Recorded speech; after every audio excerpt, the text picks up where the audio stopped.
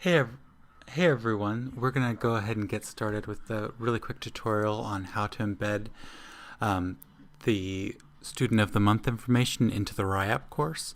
So first off, you'll get an email that looks very similar to this from me. You've already seen it, you've already clicked on the link to the video, but down here, this thing that I'm highlighting right now is actually the code that you're going to put into your course under Course Home.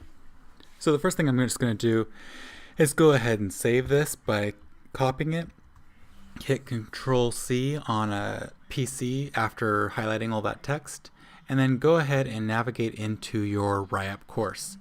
Once you get into the RIAP course, go ahead and make sure you're in Course Home. You should see the logo for reaching your academic potential. Click on Author. It'll switch you over so you can see the announcements that are going on for your course.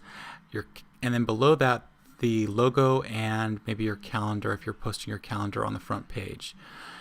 Now, what we're going to do at this time is something a little different than most of you are doing. Most of you are just working in design view, which means you see the organization of the web page, basically how it's going to show up.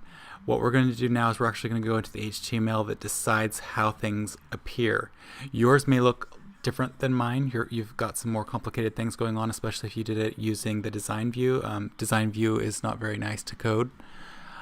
What you're going to do is go down to the end of all of that stuff. So go to the end of everything you have.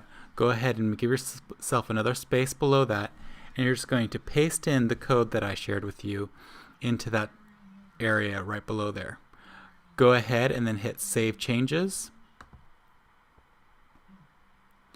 Once you hit Save Changes, you can actually scroll back down. It'll switch it back to Design View automatically. And you can scroll down and you can see that I have it here centered the information for the course. Do not click on anything at this time because it's not actually active yet.